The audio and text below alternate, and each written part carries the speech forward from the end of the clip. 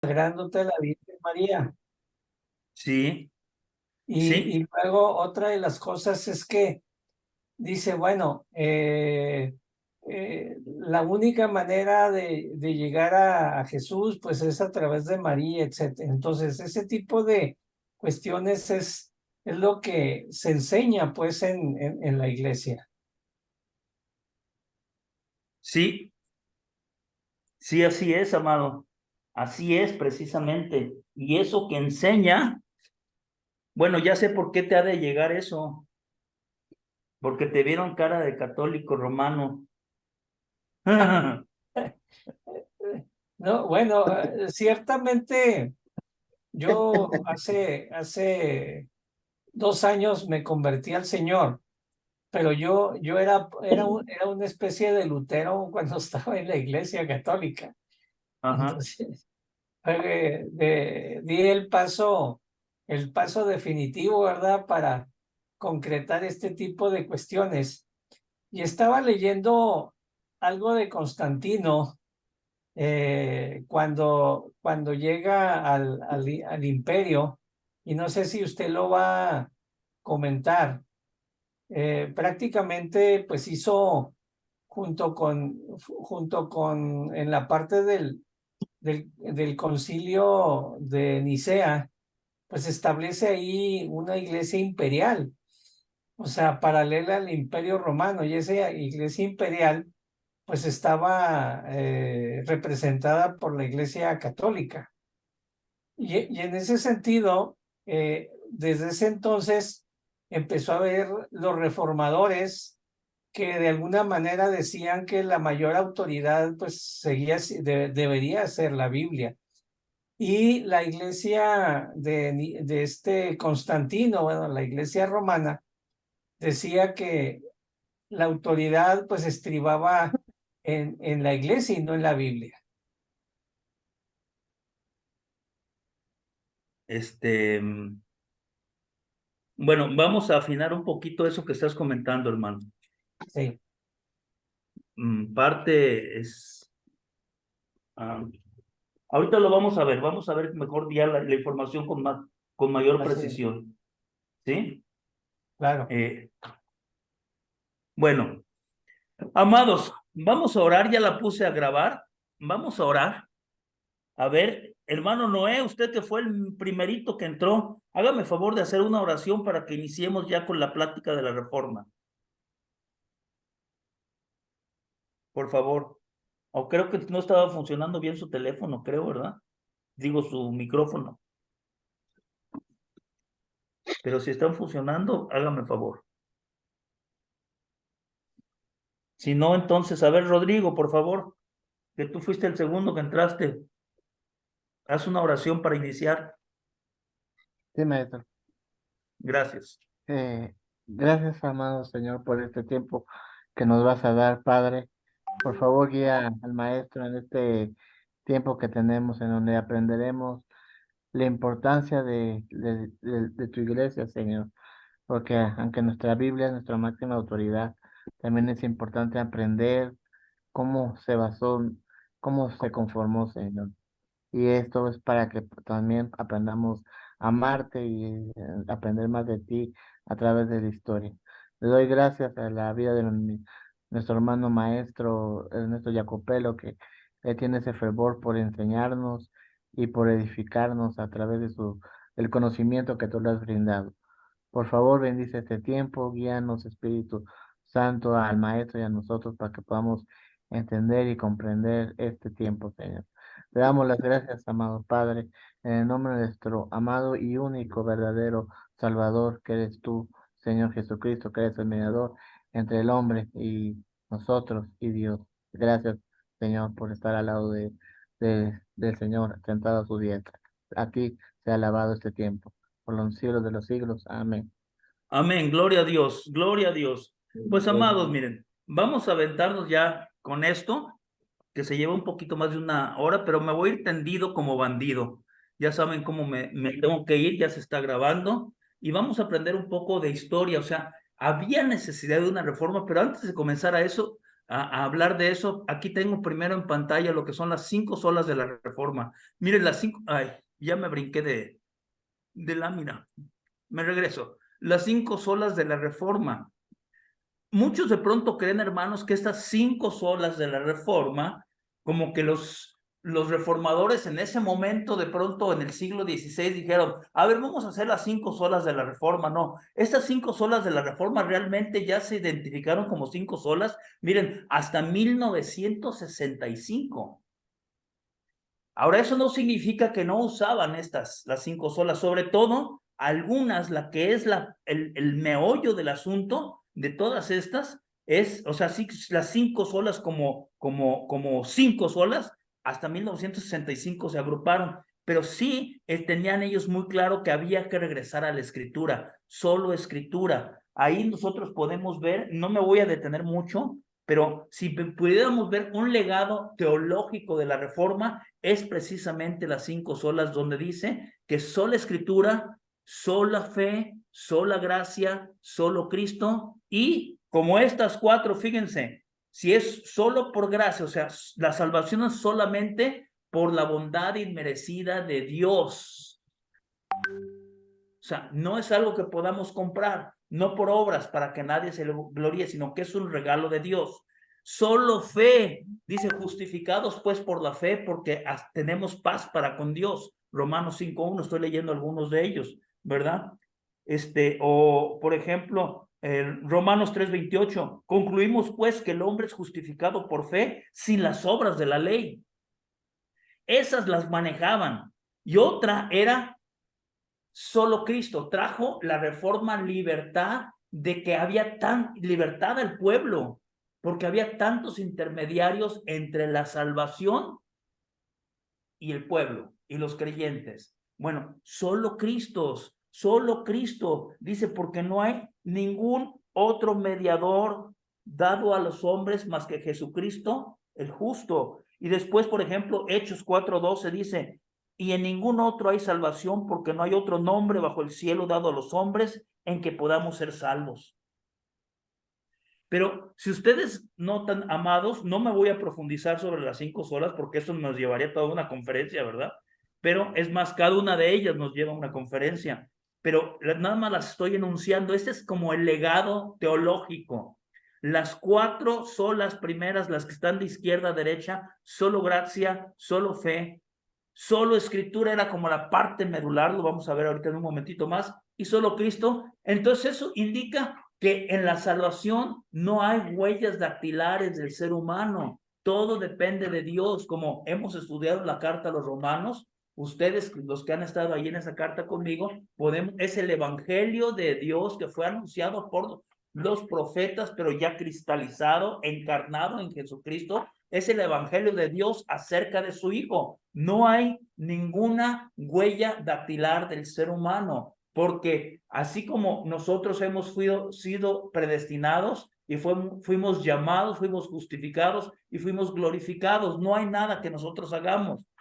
Dice Efesios 2:8-9, porque por gracia sois salvos por medio de la fe, y esto no de vosotros, pues es don de Dios, no por obras para que nadie se gloríe, no por obras para que nadie se gloríe, porque somos hechura suya, creados en Cristo Jesús para buenas obras, las cuales Dios preparó de antemano para que anduviéramos en ellas. Bueno, digamos que ese es el resultado de la Reforma. Dije, se compilaron en 1965. Y es más, el que compiló esto ni siquiera fueron protestantes, sino que fue un teólogo católico estudioso de la Reforma que las compiló y le puso 5 solas en 1965. Pero fueron usadas durante la Reforma, sobre todo lo que era la gracia, la fe y principalmente solo escritura. Y eso, por supuesto, lleva que el único intermediario entre Dios y los hombres, pues es Cristo. Dice el Señor Jesús, yo soy el camino, la verdad y la vida. Nadie llega al Padre si no es por mí. Bueno, es todo lo que voy a hablar de las 5 solas, pero este es como el legado teológico. Vamos a ver el marco histórico, de dónde llegamos, por qué es necesario. ¿Era necesaria una reforma o fue una revolución que se le ocurrió a Martín Lutero? Miren, la reforma protestante, amados. Veamos. Y me voy tendido y tengo un poquito de tos, pero vámonos. el 31 de octubre de 1517, con la colocación por parte de Martín Lutero, hago pausa. ¿Se ve bien? ¿Se escucha bien? Sí, perfecto. Lutero, él pegó sus 95 tesis en la puerta de la catedral de Wittenberg. La catedral de Wittenberg las pegó ahí, y además, fíjense, las pegó en latín, no en alemán. Él lo que estaba haciendo era un llamado al debate entre la academia, entre los estudiosos, y la catedral de Wittenberg no era como una protesta, sino que era como el Facebook de ahora. O sea, él inicialmente no pensaba separarse de la iglesia, las pegó porque vio cosas. Vamos a ver, ahorita vamos a ir avanzando en esto. Bueno, dio inicio oficialmente el movimiento de la Reforma el 31 de octubre de 1517. De ese evento hace ya 506 años, amados. Hablando, miren, reforma, ¿qué significa? Volver a formar o dar nueva forma. La Reforma protestante, amados, es la muestra de la gracia de Dios, con más efectos y cambios que se han dado en el mundo desde el nacimiento y crecimiento de la iglesia primitiva. La Reforma no surge en un vacío, no fue un acto singular ni liderado por un solo hombre. Este movimiento que cambió la historia sucedió en diferentes etapas a lo largo de muchas décadas. Seguimos. La Reforma del siglo XVI, amados, es después. Fíjense lo que dice este gran historiador, Philip Schaff, historiador suizo del siglo XIX. Es después de la introducción del cristianismo, es decir, de la iglesia, de la primera iglesia cristiana del siglo I, dice, la Reforma es el más grande evento en la historia. Marca el final de la Edad Media y el comienzo de los tiempos modernos, comenzando con la religión. Es decir, el cambio se dio comenzando con la religión, y la Reforma, dio directa o indirectamente un poderoso impulso a cada movimiento posterior e hizo del protestantismo la fuerza principal impulsora en la historia de la civilización moderna. A la Reforma, amados, podríamos llamarla como el retorno a la esencia del cristianismo. Dice el historiador, amados, Stephen, realmente se tendría que decir Stephen Nichols, que es presidente del Reformation Bible College, dice, los reformadores no se veían como inventores, descubridores o creadores, más bien veían sus esfuerzos como un redescubrimiento. No hacían algo de cero, o sea, no estaban comenzando, no estaban inventando nada nuevo, sino que estaban reviviendo algo que ya parecía que estaba muerto. Miraban atrás a la Biblia y a la era apostólica, es decir, a la primera iglesia cristiana, igualmente a los primeros padres de la iglesia, como Agustín de Hipona, en el siglo IV, para encontrar el molde con el cual formarían y reformarían la iglesia. Los reformadores tenían un dicho, Ecclesia reformata, sempre reformada. Ese dicho es muy importante, la iglesia reformada, siempre reformándose. Dejen agarrar, como he tenido tos ahora, hermanos, tengo que agarrar tantita agua. Desde el sábado empecé con la tos. Si no es una cosa, es otra lo que me da. Voy a agarrar un traguito de agua porque con esta tos tengo que estar tomando agua. Bueno, ¿qué significa iglesia reformata, siempre reformando? Ese es un dicho que les quedó muy claro a los reformadores, porque si nosotros no estamos siempre, es más, tenían otro dicho que a mí me llama mucho la atención en el siglo XVI, que se llama ad fontes, es decir, regresar a las fuentes. Lo que está diciendo es que tenemos que estar volteando a cada momento conforme nosotros vamos avanzando en el quehacer cristiano, en el crecimiento de nuestras congregaciones, de nuestras creencias, en todos los días, voltear a las fuentes. ¿Y cuáles son las fuentes? Precisamente la sola escritura, porque entonces, si nosotros nos desviamos un poquitito hoy, 1 milímetro, de una línea recta, que es de A a B, línea recta, pero nos desviamos un poquito, y si no nos damos cuenta que nos hemos desviado, pasa 1 año o 100 años y al rato ya andamos en la Antártida y nosotros queríamos ir a Colombia y andamos por otro lado. Y eso es lo que le estaba pasando a la iglesia. Hay varios factores que vamos a ir dándonos cuenta cómo es que se fue dando todo esto. La iglesia reformada siempre reformándose, amados. Ahora, aquí vienen unas preguntas importantes que si hacemos preguntas adecuadas, entonces nosotros podemos tener respuestas correctas. ¿Y cuáles son? ¿Qué factores provocaron la reforma protestante? O sea, ¿es algo que de pronto surgió de la nada? ¿Dónde nació? ¿Cómo es que sucedió este movimiento? ¿Cuál fue la gota que derramó el vaso? ¿Quiénes fueron los líderes clave que encendieron la llama? ¿Cómo se esparció? ¿Qué verdades bíblicas se extendieron por el mundo? Bueno, esa última podríamos decir que ya la respondimos al poner la primera lámina, las 5 solas, pero como en un resumen, no nada más eso, pero en un resumen, las 5 solas. Algo que nos queda muy claro a todos nosotros los protestantes es que todos nos suscribimos a las 5 solas de la Reforma. Todos. Y al credo de los apóstoles. Ahora, a diferencia, amados, de lo que muy comúnmente expresan, vean esto, porque vamos a tratar de contestar estas preguntas. A diferencia de lo que muy comúnmente expresan la mayoría de los apologistas católicos romanos, como ese padre Rabasi que estaba escuchando, que la salvación es por el rosario, digo, de veras que Dios tenga misericordia de él.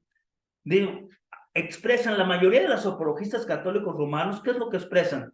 Que antes de la reforma, y se llenan la bocota con eso, diciendo que la Iglesia Católica Romana era un bloque monolítico. Ellos decían eso, que era un bloque monolítico de unidad en fe y doctrina, pero no, eso es lo que ellos dicen, pero no, la Iglesia Católica no era un bloque monolítico. No es que todos creían lo mismo y todos tenían la misma doctrina y hacían lo mismo.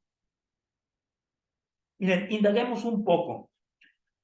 Pues hay algunos factores que sucedieron a lo largo de la historia de prácticamente unos 1200 años que hicieron imperiosa la necesidad de una reforma eclesial, precisamente ¿en qué? En fe y conducta, es decir, en lo que creemos y en lo que hacemos. Miren, Stephen J. Lawson, fundador y presidente de One Passion Ministries, dice con respecto a la iglesia occidental del siglo XVI, la penumbra, me hubiera gustado escribir a mí esto, amados, pero no lo hice yo, lo hizo Lawson. Pero miren, qué pluma, qué pluma. La penumbra espiritual estaba desde hacía ya tiempo encarnada en la Iglesia Católica Romana. La Biblia era un libro sellado. La ignorancia espiritual reinaba en las mentes de las personas. El evangelio había sido torcido. La tradición de la iglesia había pisoteado la verdad divina. La santidad personal se había marginado. La peste putrefacta de las tradiciones humanas cubría al papa y a los sacerdotes. La corrupción contaminaba el dogma y la práctica. Ese es el panorama. Ahora vamos a ver cómo es que la iglesia llegó a este panorama del siglo XVI, que dio la necesidad de que se tuviera que reformar la iglesia. Ahora, alguien me podrá decir, pero este Stephen Lawson es protestante. Sí, sí es protestante. ¿Y qué panadero habla mal de su pan? ¿Qué panadero habla mal de su pan? Pero más adelantito vamos a ver algunos historiadores católicos. ¿Qué es lo que dicen? Los mismos, algunos que son honestos intelectualmente, ¿qué es lo que dicen de la reforma? Pero, ¿cómo llegó la iglesia occidental a esto? Fíjense que digo iglesia occidental, porque antes la iglesia, hasta el 1054, era toda una iglesia. Y estaba la iglesia de Oriente y la iglesia de Occidente. Lo vamos a ver un poquito más adelante. Estoy haciendo como lo que hacen en las películas, un spoiler, así le llaman, sí, ¿verdad? Un spoiler. Había 5 patriarcados.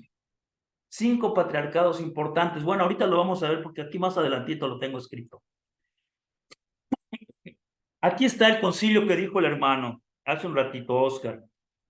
Pero antes del concilio del 325, vean lo que sucedió. Es muy importante el 313 porque el edicto de Milán acabó con las persecuciones. Antes del 313, la iglesia había sufrido 10 persecuciones en el Imperio Romano, algunas locales y otras muy globales. Pero los emperadores Licinio y Constantino se reunieron y firmaron lo que se llama el Edicto de Milán, donde una frase que resume todo el edicto es: a todos los súbditos, incluidos expresamente los cristianos, se les autoriza a seguir libremente la religión que más les convenga, que mejor les pareciera. En ese año se dio la libertad religiosa. Para el Imperio Romano era muy importante, amados, la unidad del imperio. Lo que había mantenido la unidad del imperio por muchísimo tiempo, porque ustedes recuerdan que Roma fue fundada en el año 700 a.C., pero realmente el Imperio Romano comenzó después de Julio César. Esto no está en las láminas, lo que ahorita me metí, y bueno, ya me metí, voy a concluirlo. Julio César, más o menos en el año como 80 a.C., si no mal recuerdo, a lo mejor ahí me equivoco un poquito, pero le ofrece, antes de Julio César había sido una república, pero después de Julio César lo querían nombrar emperador, vino el asesinato, después pasó lo de la historia de Marco Antonio y Cleopatra, y vino el primer emperador, que es Augusto César, que era sobrino de Julio César. Bueno, o sea que como del año más o menos 60 antes de Cristo, había sido imperio. ¿Y qué le daba unidad al imperio? El culto al emperador. El Imperio Romano era muy permisible con todas las religiones, amados, con todas las religiones. Todo el mundo podía creer y adorar y darle culto al Dios que quisiera. Pero primeramente tenían que darle culto al emperador romano. Y eso lo hacían con fines políticos, no porque creyeran realmente que el emperador fuera un dios, pero al hacer eso le daba cohesión, unidad al Imperio Romano. Cuando vino el cristianismo y empezó a esparcirse en los tiempos, esto no fue una casualidad, porque el Imperio Romano tenía caminos por todos lados, todos los caminos llegan a Roma, y literalmente era cierto, todos los caminos, había mucha tranquilidad y el evangelio se esparció por todos lados. Llegó un momento que los cristianos en poco tiempo ya estaban por todo el imperio. Ahora imagínense, si ya para el año 58, Pablo, después de 20 años de estar predicando el evangelio, ya les manda una carta a los romanos, y el canon del Nuevo Testamento se terminó de escribir por ahí del año 95 después de Cristo. Bueno, para el año 300 estaba impregnado por cristianos por todos lados, por todos lados. Y entonces, como buscaba la unidad, los emperadores buscan la unidad, dio libertad de culto, y ahí dice, libremente, dice expresamente incluidos los cristianos. O sea, fue una conveniencia imperial. Eso no es que los cristianos se pusieron de acuerdo, porque todos estos cristianos eran cristianos piadosos, amados. Habían sido perseguidos, y los que llegaron al concilio de Nicea no fueron personas que llegaron a conspirar, amados. Miren, se convocó después del 313, 12 años después, el primer concilio, y nosotros como protestantes nos suscribimos al concilio de Nicea. Creemos en lo que se acordó ahí. Fue convocado por el emperador Constantino el Grande. ¿Por qué lo convocó? Porque se empezó a dar una herejía. Lo voy a leer. Asistieron 318 padres conciliares de los 5 patriarcados que les estaba yo diciendo. Había Antioquía, Alejandría, Jerusalén, Constantinopla y la delegación de Roma. Y Roma aparecía como primus inter pares. Así se le designaba a Roma, primus inter pares. Sobre todo porque Roma era la capital del imperio. ¿Pero qué significa primus inter pares? Que era primero, pero no jurídicamente. Primero en honor, entre iguales, que todos eran iguales. Todos eran iguales, los 5 patriarcados. Pero como Roma, a final de cuentas, era la capital del imperio, pues tenía el lugar de honor. Pero eran primos interpares, o sea, primero entre iguales. Todos los patriarcados tenían la misma importancia. Es más, en algunos de los cánones que establecieron en el Concilio de Nicea, determinaron que ningún patriarcado podía meterse en los asuntos de otro patriarcado.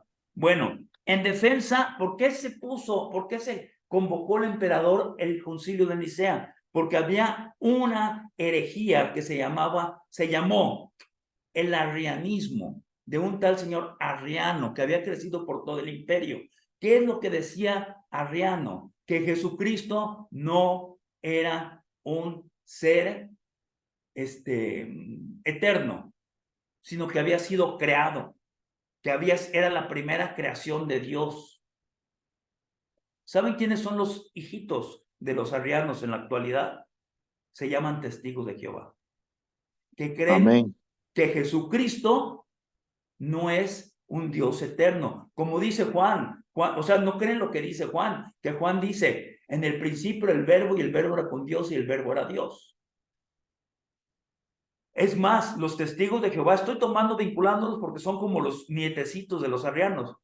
Los testigos de Jehová le pusieron, en el principio era la palabra, y está bien lo de la palabra, no hay problema, en lugar de verbo, pero después dicen, y la palabra era con Dios, y la palabra era un Dios.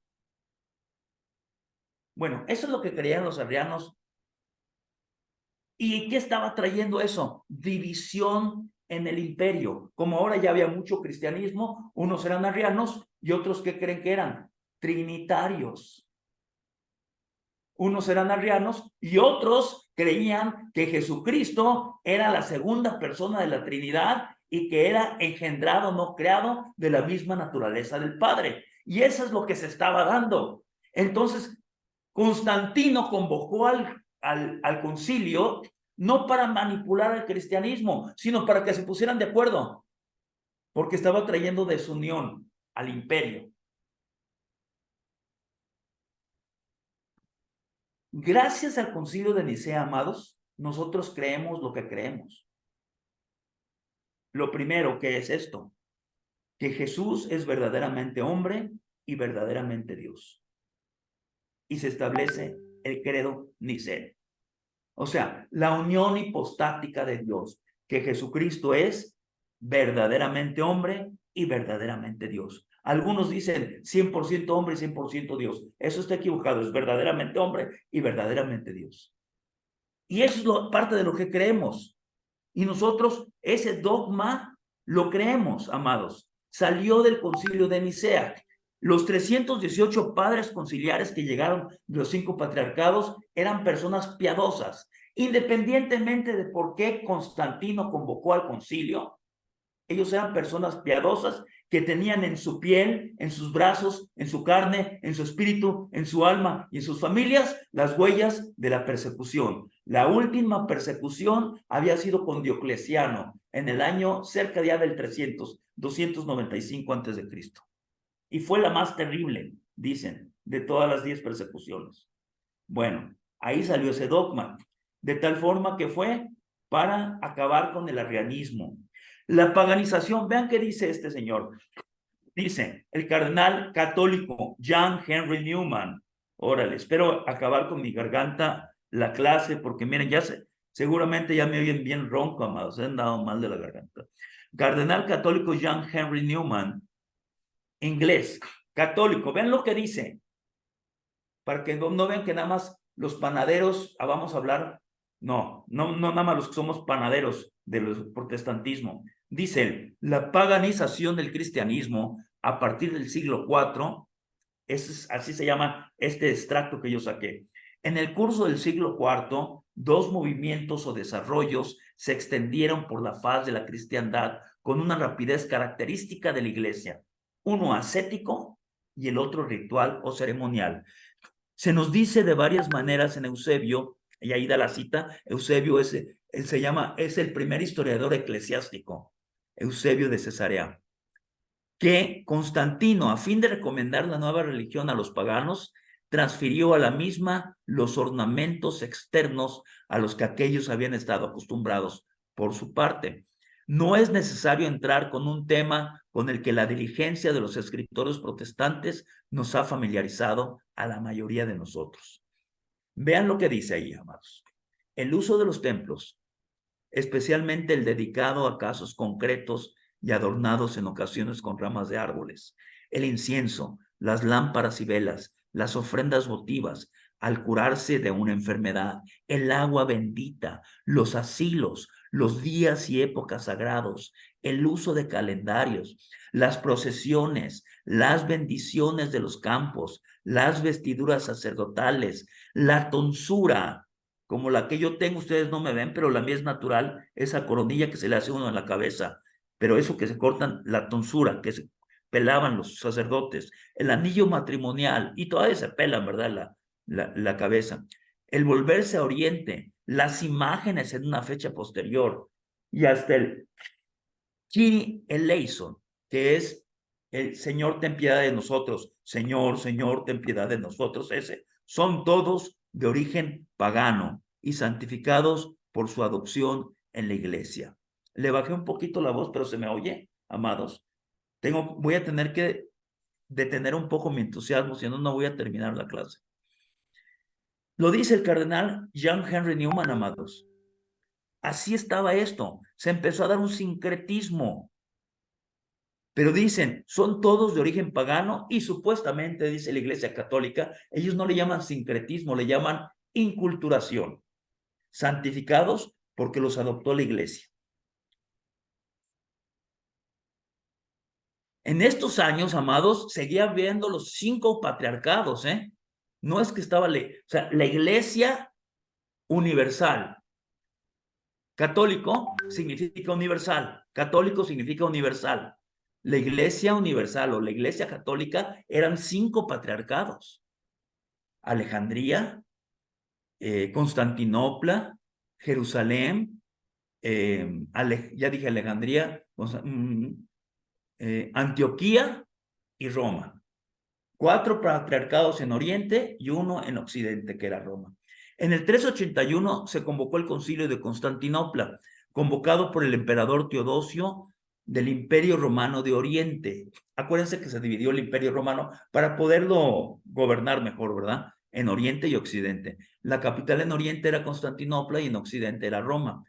Concilio convocado solo para la Iglesia Oriental, y ahí se establece el credo niceno-constantinopolitano, que es el mismo credo niceno, pero con algunas puntualizaciones. Sobre todo, miren, en los primeros 4 concilios, amados, los vamos a pasar ahorita rápido, no me acuerdo si pongo los 4, pero 4 concilios, ya les dije del de Nicea, el de Constantinopla, después del de Constantinopla sigue el del 425 el de Éfeso, y después viene el de, en el 454, el de Calcedonia. Esos cuatro, amados, definieron la cristología. O sea, lo que nosotros creemos en cristología fueron definidos en esos 4 concilios: Nicea, Constantinopla, Éfeso y Calcedonia. Por eso todo protestante debe suscribirse a esos 4 concilios. De hecho, hubo solamente 7 concilios ecuménicos. ¿Por qué se llaman ecuménicos? Porque acudía toda la cristiandad, los 5 patriarcados, y todos como interpares, como iguales. Ahí no es que Roma era más importante. En el 382, la Vulgata Latina, la traducción de la Biblia al latín realizada a finales del siglo IV por Jerónimo de Estridón, y que fue encargada supuestamente por el Papa Dámaso I, 2 años antes de su muerte. Ahora, fíjense, esta Vulgata Latina que tradujo Jerónimo, con errores de traducción, amados, la pusieron en latín, por eso se llama Vulgata Latina, porque era latín común. Pero vean un error, y de esos errores algunos hicieron dogmas. Por ejemplo, en Mateo 4:17, nosotros sabemos que Jesús decía: arrepiéntanse, que el reino de los cielos se ha acercado. Así dice. y donde decía arrepentirse, la Vulgata Latina dice, le pusieron en latín, penitentiam, que significa penitencia. Y entonces, ¿saben qué empezó a entender la iglesia? Hacer penitencia. Y por un error de traducción nació un dogma equivocado, que es el sacramento salvífico de la penitencia. La iglesia romana tiene 7 sacramentos. Hay otro, por ejemplo, el del matrimonio, que también es, para nosotros solamente hay dos sacramentos, que es el bautismo y la cena del Señor, pero para ellos son 7. La confirmación, la penitencia, la confesión, el matrimonio, etcétera. Los santos óleos, o sea, desde que nacen hasta que se mueren. Miren, amados, del matrimonio, por ejemplo, en la Vulgata Latina le pusieron que el matrimonio es un sacramento. Pero ya cuando se revisó esa traducción, cuando cayó Constantinopla por los turcos, me voy a ir un poquito anacrónico, 1000 años después, en 1453, la capital del Imperio de Oriente Romano cayó ante los turcos, Constantinopla, que ahora se llama Estambul, ¿verdad? Y todas las fuentes, los escritos, tanto de los clásicos griegos, de los filósofos, como las copias de los escritos originales de la Biblia, se fueron al occidente. Y entonces en 1516 un gran humanista que se llama Erasto de Rotterdam tradujo de las fuentes originales, que él era católico romano, de las fuentes originales, el Nuevo Testamento del griego. Y entonces ahí se dio cuenta él que no es que el matrimonio, como dice en Efesios capítulo 5, estoy hablando de esa parte, no es un sacramento, sino que es un misterio. O sea que misterio lo pusieron como que fuera sacramento. O sea, por errores de traducción, amados. Y empezaron a abundar cosas que no son bíblicos. Y cuando los reformadores, el primer testamento, Nuevo Testamento lo tradujo Erasto de Rotterdam en 1516. Bueno, en el 476 cae el Imperio Romano de Occidente. Tras la caída del Imperio Romano de Occidente, aquí, hermano, es donde empezaron a ponerse, hermano Oscar, hasta el 476 es cuando empezó la Iglesia Romana de Occidente, empezó a investirse de los protocolos imperiales, pero hasta la caída del Imperio Romano de Occidente. De alguna forma eso puede explicar, porque lo que le dio cohesión ante los bárbaros fue precisamente el obispo de Roma. Pero lo que hizo es que se invistió de los poderes imperiales. Y vamos a seguir caminando en ello. ¿Qué pasa? Miren, me voy a pasar 300 años, del 476 al 756, casi 300 años. Como se invistieron con la caída de Roma, con los protocolos imperiales, ya se hicieron de unos estados que se llaman los estados pontificios. Y para el año 756, como el papado, la institución papal en Roma, tenía los estados pontificios, no nada más el Vaticano, casi medio Italia era de ellos, pero no tenían ejército para defenderlo. Entonces empezó a hacer alianzas con algunos reyes, porque cuando acabó el Imperio Romano de Occidente, se atomizó todos esos lugares y se hicieron diferentes imperios. Y hubo un imperio que fue el Imperio Franco, que fue muy poderoso, que después se convirtió en el Imperio Carolingo con Carlo Magno, pero el papá de Carlo Magno es este que está aquí, que se llama Pipino el Breve. El Papa Esteban II fue con Pipino el Breve para decirle que le ayudara a defender, porque estaba siendo atacado por los bárbaros, los estados pontificios. Y miren, ¿qué le enseñó el Papa? Un documento que se llama Donato Constantino. Me brinqué la tablita. Donato Constantino, aquí estoy.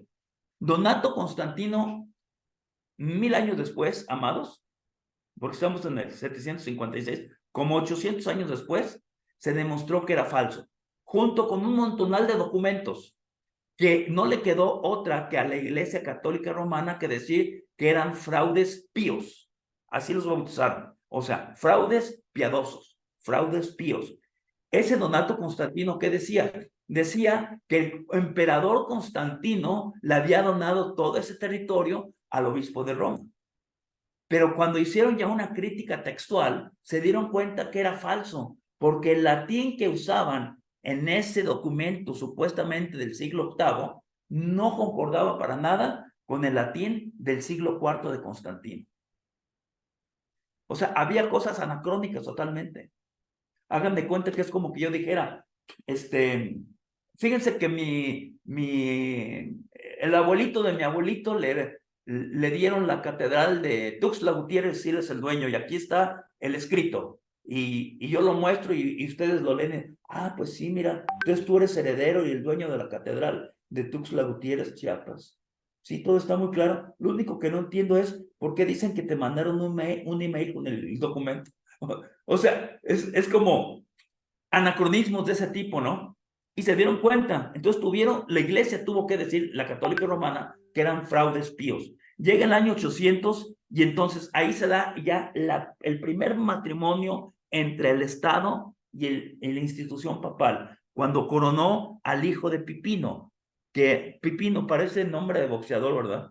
Pipino, que fue Carlomagno, y fue el que fundó el imperio carolingio, Franco. ¿Quién lo coronó? El Papa León III. Y ahí se consolidó la alianza. Este imperio carolingio tenía la idea de recuperar lo que era el imperio romano, ¿verdad?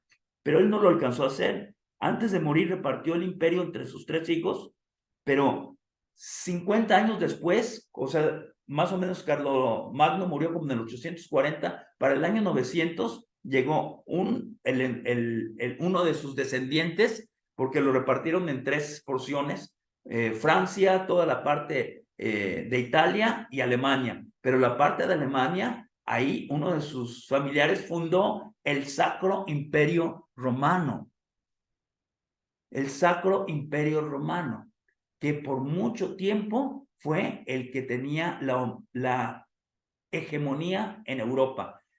El Sacro Imperio Romano es el llamado el Segundo Reich. El Tercer Reich es el de Hitler. El Primer Reich es el Imperio Romano. 843, fíjense, diferentes alianzas del papado. El papa empieza a hacer alianzas, pero aquí hay una palabrita interesante, amados, interdicto papal. ¿Qué es esto de interdicto papal? Cuando el papa quería lograr algo y si uno de los reyes no quería dárselo, les ponía un interdicto papal. ¿Qué era un interdicto papal? Los 7 sacramentos de la Iglesia Católica Romana que son salvíficos, o sea, si no los recibes, pues te vas al infierno. Les decían, no me vas a conceder lo que te pido, entonces por un mes vamos a dejar los sacramentos en todo tu reino. Y como los únicos que los podían dar eran los sacerdotes romanos, pues imagínense cómo se ponía el pueblo. Y empezaban las rebeliones en contra del rey y hacerle presión al rey hasta que el rey, como decimos acá nosotros en México, vulgarmente, le habían hecho su manita de puerco y entonces terminaba concediendo. Y si en el primer mes no le daba gusto al papa, pues otro mes, interdicto papal. O sea, no te vamos a dar sacramentos. La gente se ponía y decía, ¿qué va a pasar? ¿Y si se muere mi abuelito y sin santos óleos? Llegan 1054, amados, que no les digan, que no les cuenten, porque seguramente les mienten. La Iglesia Católica Romana no era un monolito o sea, que todos estaban unificados en cuestión de conducta y fe. Miren, en 1054 se vino la primera división, se dividió el cristianismo calcedonio, fíjese cómo puse la palabra, el cristianismo calcedonio, o sea, proveniente del cuarto concilio de Calcedonia, entre la iglesia, o sea, si les dicen, es que se dividieron de la iglesia romana, no, era la iglesia de Calcedonia y se dividió en iglesia de Oriente e iglesia de Occidente. O sea, la iglesia ortodoxa de Oriente y la iglesia católica de Occidente. Fíjense, aquí abajo dice, bueno, ahorita que llega la pregunta, ¿qué significa católico? ¿Por qué se dividieron? 3 puntos importantes. Primeramente, claro, ya se había venido dando desde unos siglos antes. Es más, desde la coronación por León tercero, sí, tercero, creo que sí, a veces se me olvidan los números. ¿Qué León fue? El que coronó a Carlomagno. Sí, León tercero. La regresé nada más para ver eso. Pero entonces, cuando lo coronó en el año 800, le dijo el emperador Carlomagno que dijera el credo de los apóstoles, pero que le aumentara una cláusula donde dice: creo en Dios Padre Todopoderoso, creador del cielo y de la tierra, y en Jesucristo, su único Hijo, nacido del Padre. Creo en el Espíritu Santo, que es de la misma esencia del Padre. Y le dijo el emperador al Papa: pues también póngale, y de la misma esencia del Hijo. Esa cláusula es la cláusula que se llama, es la de, miren, el filioquismo. Porque el credo no decía que el Espíritu Santo era de la misma esencia del Hijo, sino solamente del Padre. Ahora, no es que esté mal la cláusula. Lo que pasa es que Roma, por sus pistolas, de forma unilateral, porque se lo pidió un emperador, se lo puso al credo. Y eso es lo que no le gustaron a los demás patriarcados. Entonces, eso lo venían arrastrando desde hace 200 años. Pero también en el concilio de Nicea II, en el séptimo concilio en el año 780, empezó a influir Roma de tal forma que autorizaron la veneración a imágenes. Y eso es algo que no estuvo de acuerdo la Iglesia de Oriente. La Iglesia de Oriente hasta hoy día tiene imágenes, pero son pedagógicas y en 2 dimensiones. Pero la Iglesia de Occidente empezó a poner imágenes en 3 dimensiones, es decir, estatuas, monos de yeso con peluca, para que les chupes el dedo. Esa fue la otra división. Pero la división que fue la causa más importante, la causa más importante de la división fue la primacía papal, amados. Esa fue la causa más importante, que Roma le quiso imponer a Occidente que ya no eran primos interpares, que ya no eran iguales, que ahora él tenía jurisdicción. ¿Por qué? Porque estaba reforzado con la hegemonía de los reyes. Eso fue la primera división, y es el cisma de Oriente. Ahora, aquí hay algo. ¿Qué significa católico? Esto es muy importante, miren. Todos somos católicos, amados. Nada más que, ¿qué fue lo que hizo Roma? Que un sustantivo católico es un sustantivo. O sea, es descriptivo de la iglesia. Somos católicos, porque ustedes y yo somos Iglesia Universal, estamos en México.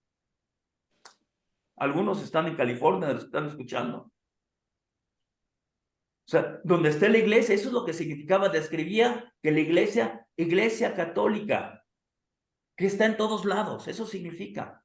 Pero lo que hizo la iglesia romana es que ese adjetivo lo hizo sustantivo y se lo apropió y se lo puso a su nombre, Iglesia Católica Romana. Eso es una oxímoron, hermanos. Es decir, es una contradicción. ¿Cómo puede estar circunscrita a Roma y además ser universal? O sea, se robaron la palabra católico. Nosotros tenemos que entender que somos católicos, pero no romanos. ¿Por qué? Porque somos parte de la Iglesia Católica, pero no romanos, de la Iglesia Universal de nuestro Señor Jesucristo, donde la cabeza no es el Papa, sino que es Jesucristo. Continúo. Vámonos tendidos. Ya le bajé más el volumen porque ya un traguito de agua. Miren, después, ¿qué pasó? Ante estas incongruencias que se vienen dando, empiezan algunos prerreformadores de las órdenes mendicantes. Pedro Baldo, los valdenses. Este era un gran empresario de Lyon, en Francia. Y él leyó la Biblia y entonces le agarró su corazón y pensó en que tenía que entrar y regaló todas sus cosas a los pobres, y entonces, y usó dinero para traducir la Biblia al lenguaje común, porque estaba en latín y quién sabía latín. Ya para estas fechas ya nadie sabía latín, ¿verdad? Y entonces al lenguaje común.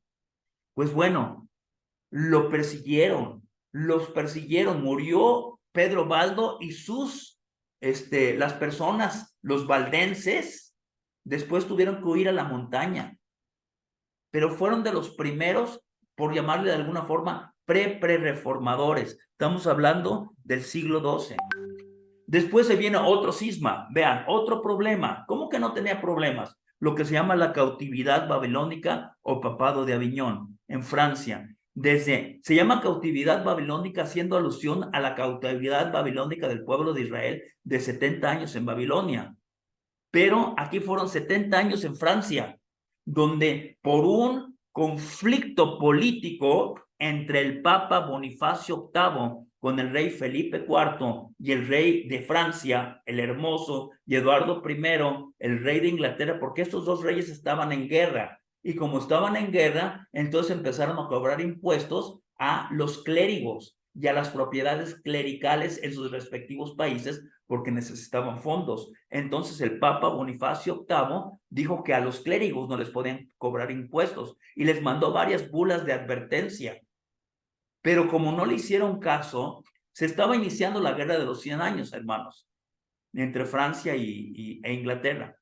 Entonces, vean esto, la bula papal de Bonifacio VIII, Unam Sanctam, hasta hoy sigue vigente para la Iglesia romana. Vean lo que dice, es necesario para la salvación que todas las criaturas humanas sean súbditos del pontífice romano. Tan, tan. O sea que ni ustedes ni yo podemos ser salvos, porque no somos súbditos del pontífice romano. ¿Y dónde está en la escritura eso? ¿Dónde? Pero como ellos empezaban a decir que el magisterio, o sea, encabezado por el Papa, era infalible, que la tradición, pero una tradición que nadie conoce, que en ningún lado está así como muy gnóstica, muy escondida. Son infalibles y entonces ellos decretaban y su palabra era ley y empiezan a meter dogmas que no tienen ningún sustento con la escritura. Miren, 7 obispos de Roma residieron en la ciudad de Aviñón, Francia, por 75 años y se llamó la cautividad babilónica o papado en Aviñón. Con el último obispo se regresó a Roma, amados. Y vamos a ver ahorita esto de acá. Hasta la siguiente lámina voy a hablar del cisma de Occidente. En ese ínter hubo algunos pre-reformadores. Por ejemplo, en Inglaterra, John Wycliffe, pre-reformador inglés. ¿Cuál fue el delito de John Wycliffe? Tradujo la Biblia al inglés para que la pudiera leer la gente. ¿Y cuál era su teología? Dios no precisa de delegados ni intermediarios. Solamente en Dios está la salvación y la autoridad de las escrituras está por encima del Papa y de la tradición eclesiástica. Sin embargo, el punto en que las enseñanzas de Wycliffe le dio pie a los romanistas para acusarlo de hereje fue la doctrina acerca de la transubstanciación. ¿Qué es la transubstanciación? Es lo que ellos dicen, que no es bíblico tampoco, sino que más bien lo resolvieron con principios aristotélicos, lo hizo Santo Tomás de Aquino, que los accidentes, es decir, los accidentes estamos refiriéndonos al vino y al pan, al momento de la consagración, se convierten literalmente en la sangre de Cristo y en el cuerpo de Cristo. Y entonces por eso le llaman el sacrificio de la misa, porque cada vez que se hace la misa, Cristo es vuelto a sacrificar. Y él dijo, eso no es posible. Wycliffe, vean, ¿qué año? ¿Cuántos años antes Martín Lutero? No lo pudieron alcanzar hasta Inglaterra para quemarlo como hereje. Él murió en 1384, pero sus escritos llegaron a Europa, a un lugar y a muchos lugares de Europa, pero vámonos a Bohemia, que es parte de la República Checa, amados. Y ahí está Juanjos, otro reformador. Vean, a la luz de las doctrinas de Wycliffe, él quería que todo lo que hiciera la iglesia estuviera claramente basado en el Evangelio. Juan Jos, eso es lo que él decidía. Además, criticaba la venta de indulgencias. ¿Qué son las? Bueno, más adelantito vamos a decir lo que son las indulgencias. Planteaba que la verdadera iglesia era invisible y que todos los que pertenecen a la iglesia son sus miembros. Enseñaba que solo Cristo era la cabeza de la iglesia y que Jesucristo era la verdadera piedra y no Pedro. Y también tradujo la Biblia a la lengua bohemia. ¿Saben qué le hicieron? Ahí lo dicen. Fue quemado como hereje en 1415. ¿Pero cuándo? Vean, eso está muy de la mano con el cisma de Oriente, porque el cisma de Oriente, ¿se acuerdan que les estaba diciendo del cautiverio de Babilonia? Pues se regresa el último papa de los 7 obispos de Roma que estuvieron ahí, el 7º se regresa a Roma, pero a los franceses no les gustó. Y entonces nombraron otro papa francés. Y llegó un momento que había un papa en Francia, en Aviñón, y otro en Roma. Para 1415 había ya 3 papas. Y entonces, ¿qué fue lo que decidió la Iglesia Occidental Romana? Hacer un concilio. E hizo el concilio de Constanza, que se dio en Alemania. El principal objetivo del concilio de Constanza es arreglar la cisma de Occidente. ¿Y qué fue lo que hicieron? Que entonces revocaron el mandato de 3 papas y nombraron un nuevo papa, Martín V, que se fue a vivir a Roma. Y ahí dijeron que el concilio entonces estaba por encima del papa y del magisterio. ¿Pero qué aprovecharon? Vean lo que aprovecharon en Constanza. Póstumamente condenaron como hereje a Wycliffe y ordenaron sacar sus huesos y quemarlos. Y le dijeron con engaños a Juan Jos que querían hablar con él y que fuera a Constanza. Es más, el rey de Bohemia el príncipe de Bohemia le dio un salvoconducto. Pero cuando llegó a Bohemia, no, él pensó que iba a ser como un intercambio de ideas, pero simplemente le dijeron, ¿te arrepientes de lo que hiciste? No. Bueno, lo sentenciaron y lo ejecutaron el 6 de julio de 1415 por hereje. Miren, hermanos, Jos significa ganso en bohemio. Dicen los testigos presenciales que en 1415, cuando él estaba siendo quemado en la hoguera, él pronunció estas palabras: hoy están acabando con un ganso, pero en 100 años vendrá un cisne y no podrán acabar con él. Eso dicen, es como una tradición, pero dicen testigos presenciales que eso dijo, repito, hoy están acabando con un ganso, pero en 100 años vendrá un cisne y no podrán acabar con él. Ustedes revisen el escudo familiar de Martín Lutero y ¿saben qué tiene? Un cisne. Martín Lutero puso sus 95 tesis en 1517, 102 años después de Juan Jos. Amados hermanos, estamos terminando con la Edad Media. Digo, sí, con la Edad Media. Ahora, aquí está. Fin de la Edad Media. Voy a quitar esto. Bueno, hay por lo menos 3 fechas que pueden ser el final de la Edad Media. 1440 o 50, depende de cuándo se haya inventado la imprenta. Algunos dicen que en el 40, otros con el 50, pero el evento de la invención de la imprenta con Johannes Gutenberg marca el fin de la Edad Media. Algunos dicen que ese. Otros dicen que es la caída del Imperio Bizantino, cuando cayó Constantinopla por el Imperio Turco en 1453, el 29 de mayo. Y otros dicen, o los 3 eventos, ¿verdad? El otro es el descubrimiento de América en 1492.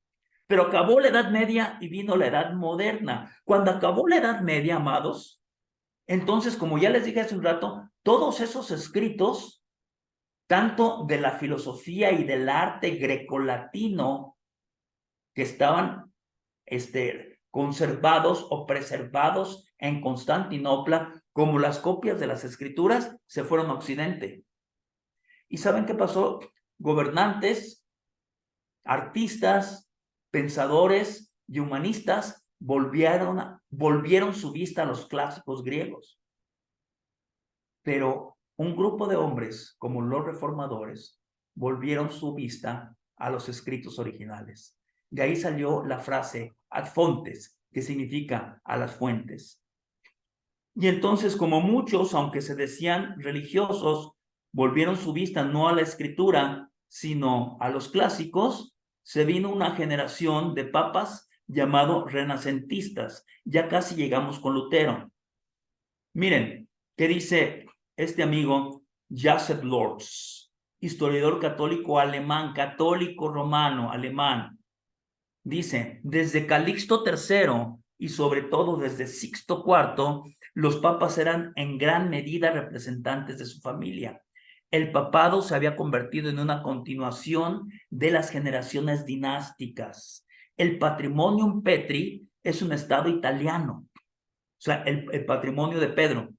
Sus rentas son sacadas en gran parte de los asuntos generales de la iglesia y son entregados a la familia o a los favoritos del portador de la tierra. La iglesia se ha metido en una amplia corriente de simonía, como en Hechos 8, hermanos. Simón el mago, que quería comprar el don del Espíritu Santo. Y en relación con la nueva cultura del Renacimiento, había penetrado en ella un deseo de placer que tuvo como consecuencia múltiples faltas espirituales y morales. Voy a mencionar algunos, hay más papas renacentistas para llegar ya con Martín Lutero. No, me brinqué otra vez, voy a quitar la barra de herramientas. Miren, algunos papas renacentistas. Calixto III, que lo menciona aquí Joseph Lorz. ¿Por qué está con rojo?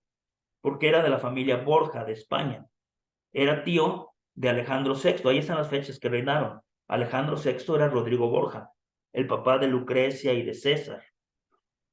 Son conocidos, ¿verdad? Aunque en italiano les dicen Borgia, pero en Borja de España. Después, Sixto IV, por ejemplo. Sixto IV, Julio II, de la Rovera, de la familia de la Rovera. Tío y sobrino. León X fue el que excomulgó a Lutero, de la familia de Medici. Y Clemente VIII de Medici, sobrino de León X. Por eso dice que era una familia. Mira, de ahí lo que nosotros conocemos en italiano, mafia, viene de la palabra mia familia. O sea, era una mafia, se lo repartían las familias, el patrimonio de Pedro. Y lo dice Joseph Lorz, historiador católico alemán. Este es el contexto histórico, amados. El cuadro. Un testigo de la época. Miren, Geiler von Kaisenger, sacerdote de la Iglesia Católica Romana. Ahí no le puse romana, pero romana. En este tiempo, contemporáneo de la época, vivió del 45, 1400. Ahí está, lo que están leyendo. Vean lo que dice Geiler von Kaisenger. La cristiandad está destrozada de arriba abajo. Desde el papa al sacristán, desde el emperador a los pastores. O sea, la feligresía se había quedado sin pastor, amados. Solamente pensaban en cosas terrenales. ¿Qué más puedo decir? Ya está dicho con todo lo que dicen estas personas tan eruditas. Regresemos a las preguntas iniciales. ¿Qué factores provocaron la reforma protestante? Creo que lo hemos visto. Ahí están los factores. ¿Dónde nació? Bueno, formalmente, oficialmente, en Wittenberg, en Alemania, pero nació en muchas partes del imperio. Y no mencioné a Girolamo Savonarola, varios, que ese fue en el norte de Italia. Pero miren, nació en Bohemia, nació en Inglaterra, nació en Francia, en muchos lados. ¿Cuál fue la gota que derramó el vaso? Ahorita lo vamos a ver. En el caso de Lutero. ¿Quiénes fueron los líderes claves que encendieron la llama ya de la reforma? Lo vamos a ver en un momento más. ¿Cómo se esparció? Ya lo vimos. Miren, el Señor, nuestro Dios, es el Señor, el Oquínomos, el administrador de los tiempos. Se esparció la imprenta. O sea, el tiempo fue el adecuado. Dios preparó todo para que se esparciera. Fue una obra de Dios. Miren, con la imprenta, fíjense, cuando vino la Reforma Protestante, ya cuando llegó Lutero, decimos Ignacio, si la imprenta fue inventada en 1550, digamos, tenía menos de 70 años la imprenta. Pero se dice que en Alemania, del año 1510 al 1520, se imprimían en el año como 30 libros. Llegó Martín Lutero con sus 95 tesis y después todo lo que se dio, porque eso nada más fue el inicio. En la década de 1520 a 1530, ya en Alemania se estaban imprimiendo 95 libros al año. O sea, se triplicó, amados, se triplicó 95 libros, un 300%. Dios, nuestro Dios, es el dueño de la historia. ¿Cómo se esparció? ¿Qué verdades bíblicas se extendieron por el mundo? Las pusimos al principio, principalmente las 5 solas. Vamos a contestar algunas de las otras preguntas y nos vamos tendidos. Déjenme ver. Nada más son como 85 diapositivas y apenas voy en 17. Ah, no es cierto. Son menos. Me voy a ir más rápido, aunque no puedo hablar tan rápido. Nuestro Dios Trino en su soberanía, no son 87, son 37. Nuestro Dios Trino en su soberanía había venido preparando a inicios del siglo XVI el terreno para levantar una serie de figuras con carácter y voluntad firme, conocidos en la historia como los reformadores. Estas personas estaban empapadas, vean, no eran neófitos, en la escritura y tenían como marca distintiva su audaz valentía en medio de la oposición. Cobraban valor por las profundas convicciones que tenían acerca de la verdad bíblica, además de un amor por la iglesia de Cristo que los llevaba a intentar traerla a ese estándar eterno de la iglesia del primer siglo. En términos simples, querían ver que el pueblo cristiano adorara a Dios de acuerdo a la escritura. Aparecieron los reformadores. Me voy tendido como bandido. Eso digo, me empiezo a detener. Miren, este versículo, eso es para ellos y para nosotros, para los reformadores, para nosotros, amados, porque estamos viviendo tiempos muy fieros. Para que seáis irreprensibles y sencillos, hijos de Dios, sin tacha, en medio de una generación torcida y perversa, en medio de la cual resplandecéis como luminares en el mundo, sosteniendo firmemente la palabra de vida, a fin de que yo tenga motivo, ya dice el apóstol Pablo, yo tenga motivo para gloriarme en el día de Cristo, ya que no habré corrido en vano, ni habré trabajado en vano. Amados, nosotros tenemos que aplicar ese valor, ese conocimiento de la Escritura. Miren, yo cuando veo a los reformadores, los vamos a ir viendo ahorita, algunos de ellos, ¿verdad? Y un poquito más en Martín Lutero, nada más vamos a expandirnos un poquito más en Martín Lutero, pero ellos no lo hubieran logrado si hubieran sido unos neófitos, unos incultos. Si no conocieran la Escritura, si no la leyeran, no se dan cuenta. Ahora sí, como dice la palabra de Dios en el capítulo 13 de Hechos, los de Berea que hacían cuando predicaba Pablo, veían en la escritura, sí es cierto. Martín Lutero hablaba griego, conocía hebreo, hablaba latín, era doctor en teología, había estudiado abogacía. Tenemos que estudiar, amados. Quizás no a todos se les da el estudio, pero los que estamos aquí, sí, no, miren, si no, no estaríamos aquí. ¿Por qué? Porque nosotros tenemos que ser lumbreras en una generación tan fiera, con los tiempos tan fieros que estamos viviendo. Con el paso del tiempo, el mensaje de los reformadores se resumió en 5 frases conocidas como las olas de la reforma. Ya les dije que se compilaron realmente con este nombre, las 5 olas hasta 1965, pero sí se manejaban ya en ese tiempo. Solo escritura, solo gracia, solo fe. Ahí le están leyendo. Ahí las están terminando de leer. Pero de estas, sola escritura se convirtió en el punto de referencia del movimiento. ¿Por qué? Porque la iglesia romana tenía una conducta y creía algo que no estaba en la escritura. Y decía, si nosotros queremos regresar a lo que creía la iglesia, la primera iglesia cristiana, tenemos que ver la escritura para que nuestra norma de fe y conducta, entonces tiene que ser la escritura. De ahí nació la sola escritura. Como les dije, no es un dogma, no es una enseñanza que esté vinculado con la salvación, sino que es un principio hermenéutico de interpretación. ¿Qué es lo que tenemos que creer? ¿Qué es lo que tenemos que hacer? Solo hay 3 formas de autoridad espiritual, amados. La primera, la autoridad del Señor y su revelación escrita, o sea, la Biblia. La segunda, la autoridad de la iglesia y sus líderes. La tercera, la autoridad de la razón humana. Nosotros no somos biblistas, que creemos pura Biblia, pura Biblia. Creemos que hay 3 tipos de autoridad, pero la autoridad máxima y la única que es, ¿cómo se dice? Ayúdenme la palabra cuando no se equivocan.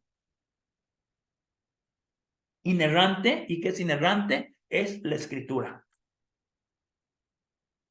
La reforma fue esencialmente una crisis. Eso fue esencialmente una crisis sobre cuál autoridad debía tener la primacía. Roma reclamaba que la autoridad de la iglesia recaía en las escrituras y en la tradición. Y una tradición que no pueden demostrar. ¿Y dónde está? ¿Dónde dices? O sea, esa tradición de que María fue asunta o inmaculada. Sí, es que ya lo dijo el Papa. ¿Y dónde está? No, pues la tradición. Y a ver, enséñame el historial. Y no hay nada. Las escrituras, decían ellos, la autoridad la tenían las escrituras y el Papa, las escrituras y los concilios. Pero los reformadores creían que la autoridad suprema pertenecía solamente a la escritura. Eso es lo que creían y es lo que creemos nosotros. Por eso somos protestantes. Que ese nombre de protestantes no es que nos lo pusimos nosotros, primeramente fue algo peyorativo. En el año, ese no está aquí en las láminas, pero en 1529, en la dieta de Spira, en Alemania, como en ese tiempo ya el emperador ahorita vamos a ver, es Carlos V, el rey, que nosotros lo conocemos como el rey chocolate, ¿verdad? Carlos V del Sacro Imperio Romano y Carlos I de España. Estaba presidiendo la dieta de Esmirna y entonces los príncipes alemanes ya habían pasado varias cosas, me adelanté ahorita, pero ya me voy a regresar a lo de Martín Lutero. Y entonces pusieron sus peticiones y protestaron sobre ciertas cosas porque Carlos V era católico, ¿verdad? Y entonces ahí empezaron a llamarles protestantes en este lugar que les acabo de decir. Bueno, el primer reformador fue un monje agustino que clavó sus 95 tesis en contra de la práctica católica romana de vender indulgencias, lo que hizo en las puertas del castillo iglesia de Wittenberg en Alemania el 31 de octubre de 1517. Su nombre fue Martín Lutero. Este acto valeroso por un monje con un martillo disparó la reforma. Otros reformadores, miren, él no fue el único. Contemporáneo de él, lean sobre ellos, amados. Ulrico Zwinglio, que fue un reformador en Suiza. Hugh Latimer, todos estos que están aquí, para no irme deteniendo ya tanto. Hasta este último que puse con mayúsculas. Juan Calvino. Se dice que Lutero es el corazón de la reforma y Juan Calvino es el cerebro de la reforma. Ellos no son contemporáneos. Calvino fue como una generación después. Vean, él nació en 1509 y Lutero en 1484, aunque se alcanzaron a conocer. Bueno, no se conocieron, sus escritos sí. Y Calvino tiene un escrito que se llama La Institución Cristiana y la alcanzó a leer Lutero y a los pocos años murió, ¿verdad?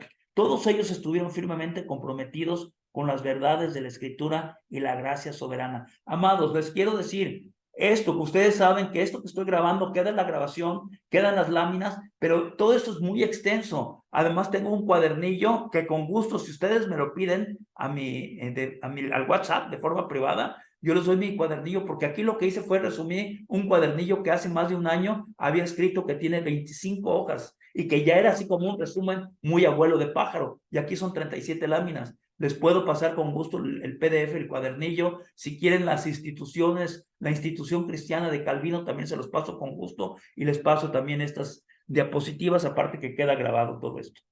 Para que ustedes, la idea es que se motiven y miren, tenemos que leer. Ellos eran hombres estudiosos. A mí me motivó mucho a dar cursos de Romanos. Ahorita van a darse cuenta por qué.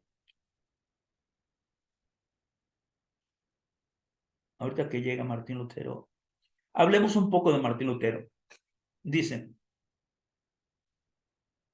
maestro de la Universidad de Wittenberg desde 1508, obtuvo su grado de bachiller en 1509 y el 19 de octubre de 1512 obtuvo su doctorado en teología. Martín Lutero invirtió 2 años, de 1515 a 1516, enseñando a sus alumnos de la universidad sobre la carta del apóstol Pablo a los romanos. Eso fue a lo que a mí me motivó a enseñar romanos. Y de mediados de 1516 hasta marzo de 1517, enseñó a sus alumnos la carta a los Gálatas. Y después puso sus 95 tesis. Miren, dice el historiador César Vidal, español, contemporáneo, vivo, el influjo decisivo sobre Lutero fue el derivado de la Biblia y no de la obra de teólogos anteriores. Lo cierto es que el tiempo que el Agustino dedicó a enseñar sobre la epístola a los romanos resulta esencial para explicar su caso. Por eso es que me gusta enseñar romanos y estudiar romanos. No es que diga que yo voy a ser como Lutero, ¿verdad? Pero veamos algunos hitos de Martín Lutero, así muy ametralladora. Nace el 10 de noviembre del 83 en Eisleben, es su ciudad natal. Significa, es como en inglés es Iceland o tierra de hielo, región de Sajonia en Alemania. Sus padres se llamaban Hans y Margarita, o sea, nombres bien comunes en alemán. Y puesto que el día 11 de noviembre, según las festividades católicas, es la fiesta de San Martín de Tours, obispo católico del siglo IV, por eso le pusieron Martín. Y muere en el 46, a los 62 años, ahí mismo, en Eisleben. Lutero matriculó en la Facultad de Derecho de la Universidad de Erfurt. Este es un hito importante, 1505, hermanos. Como cada 5 años pasó algo muy importante en la vida de Martín Lutero. 1505, Lutero yendo a caballo, cae un rayo, él está yendo de Erfurt a su ciudad a Eisleben, y entonces cae un rayo, le da un miedo terrible y empieza a gritar, ayuda Santana, ayuda, si me ayudas me haré monje. Pensó que se iba a morir. Acuérdense que era católico, por eso invocó a Santana. ¿Y qué creen? Como no le pasó nada con el rayo, se hizo monje agustino. O sea, los hijitos de Agustín de Hipona, en Erfurt. Después, ¿qué más pasó? Como monje, miren, la vida de Martín Lutero, hermanos, como monje, él tenía siempre una preocupación. Había estudiado abogacía, derecho, y él entendía muy claro que el que la hace la paga. Y él no podía entender con claridad cómo podían ser buenas noticias que dice, porque en el Evangelio la justicia de Dios se revela. O sea, ¿cómo Evangelio, buena noticia? ¿Cómo justicia, el que la hace la paga? ¿Cómo puede ser una buena noticia?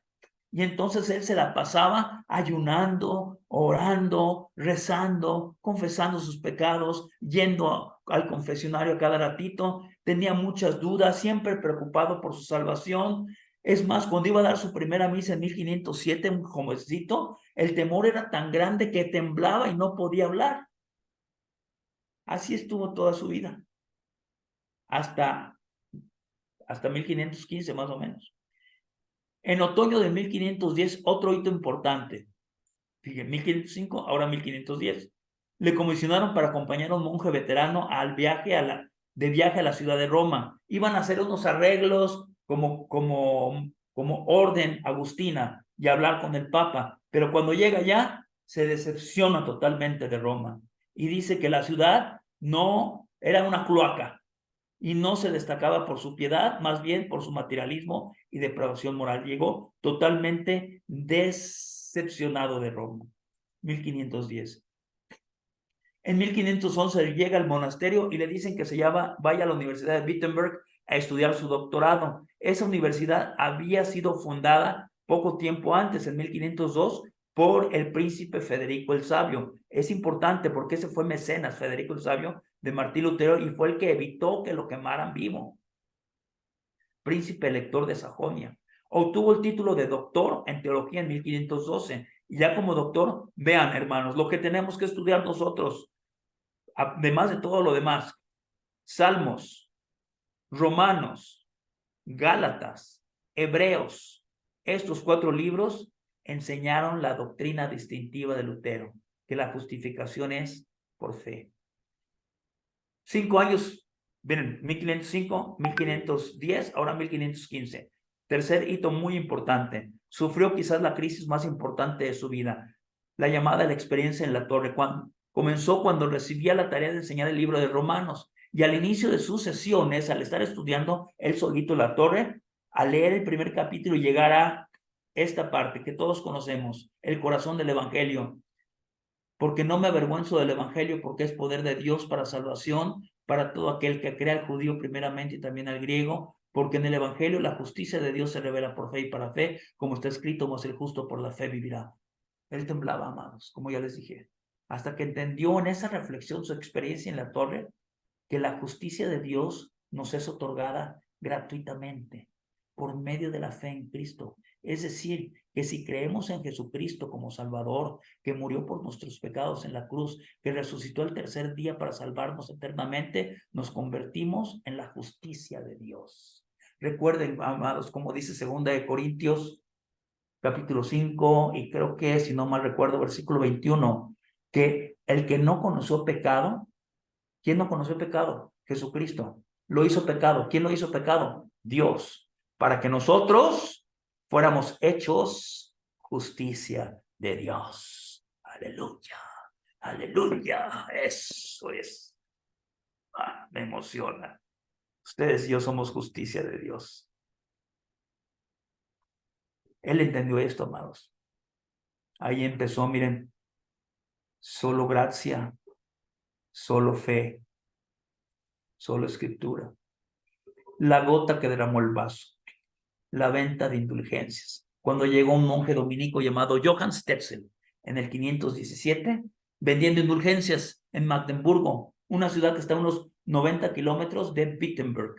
Una indulgencia, amados, ¿qué es? Miren, es un tipo de documento que un feligrés podía comprar para obtener la libertad del pecado, para ser librado de años de castigo en el purgatorio. Pero ¿de dónde salen las indulgencias?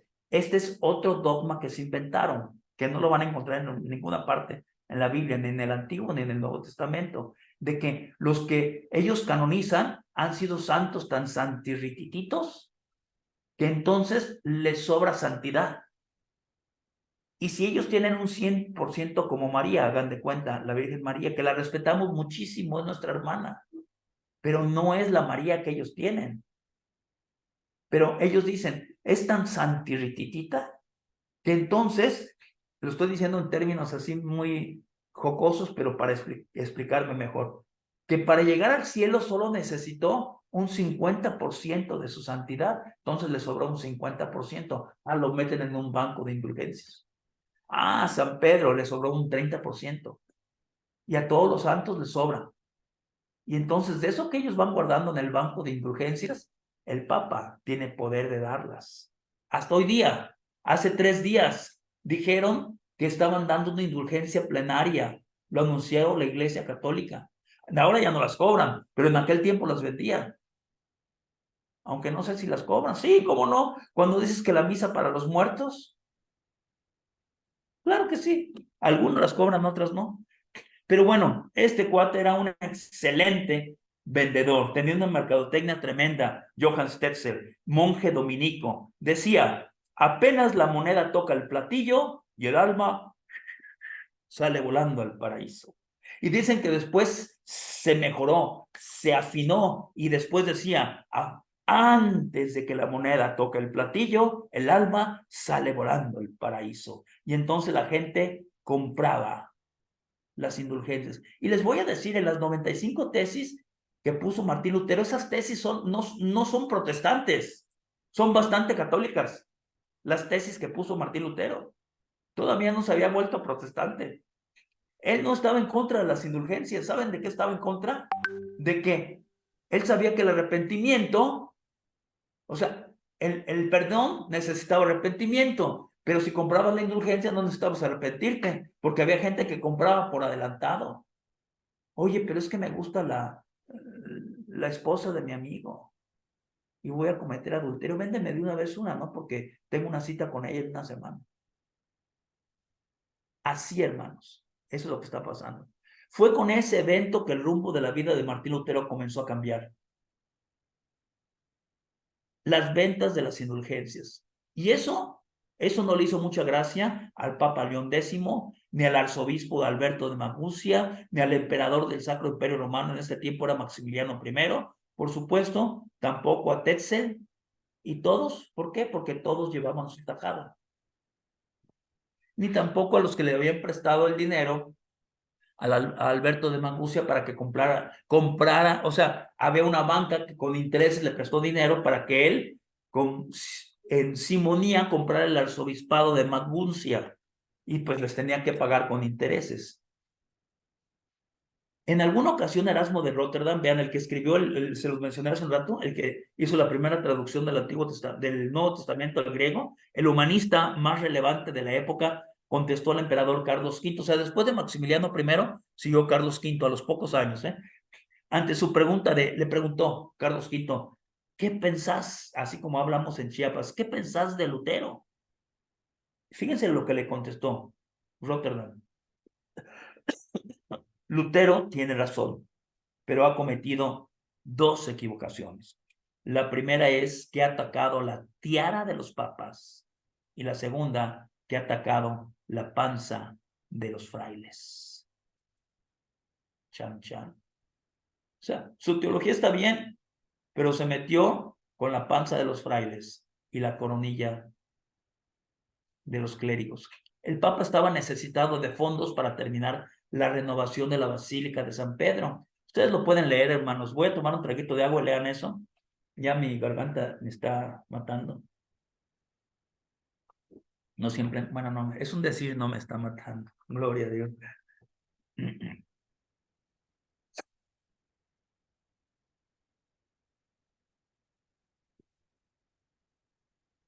Lo que lo leen, me voy a echar un traguito de agua.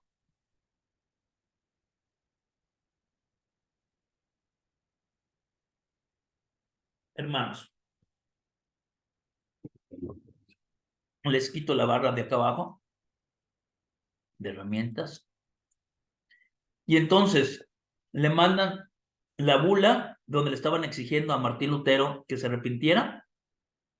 Y Martín Lutero, cuando se venció el tiempo para que se arrepintiera, sacó esa bula delante de sus estudiantes de la Universidad de Wittenberg y la quemó públicamente. O sea, al Papa no le quedó otra, amados. No le quedó otra.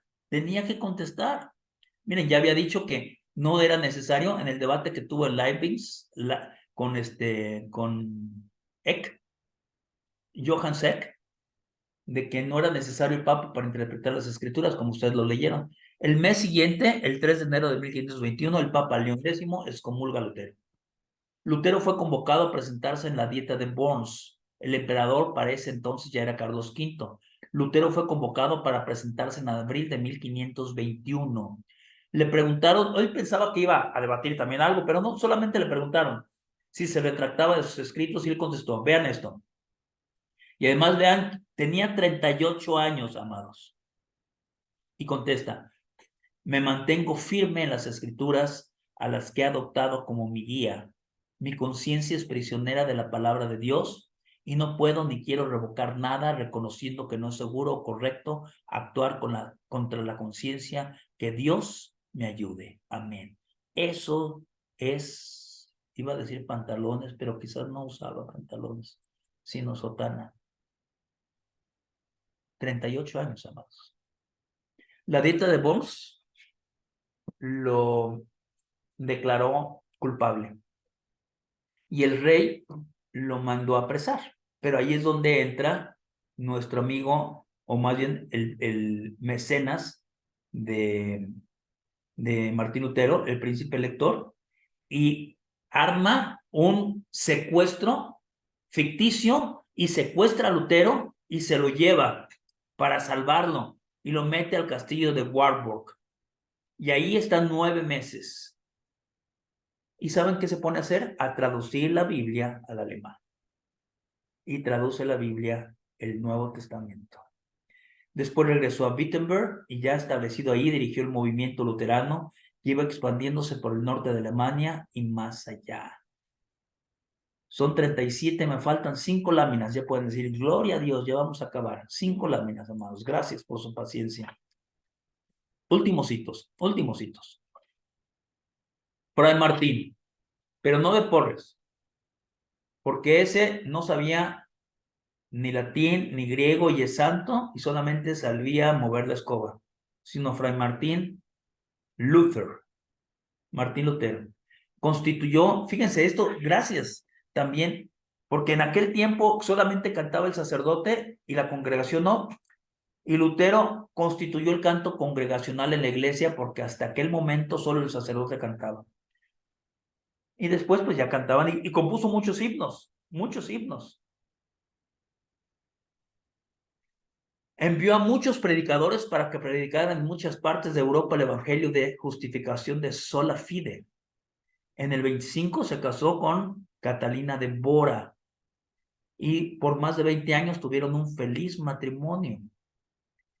En 1530 su brazo derecho de Lutero, Felipe Melanchthon, redactó la Confesión de Augsburgo, la primera confesión luterana, y esta confesión fue aprobada por 9 príncipes alemanes y de esta manera la religión luterana se convirtió en una religión legal en el Sacro Imperio Romano.